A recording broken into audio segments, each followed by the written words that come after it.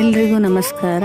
So ನೀವು ಈಗೇನು ವಿಡಿಯೋದಲ್ಲಿ ನೋಡ್ತಾ ಇದ್ದೀರಲ್ವ, ಇದು ಹೊನ್ನಾವ ಕ್ಷೇತ್ರ ಶ್ರೀ ರಾಘವೇಂದ್ರ ಸ್ವಾಮಿ ಮಠ.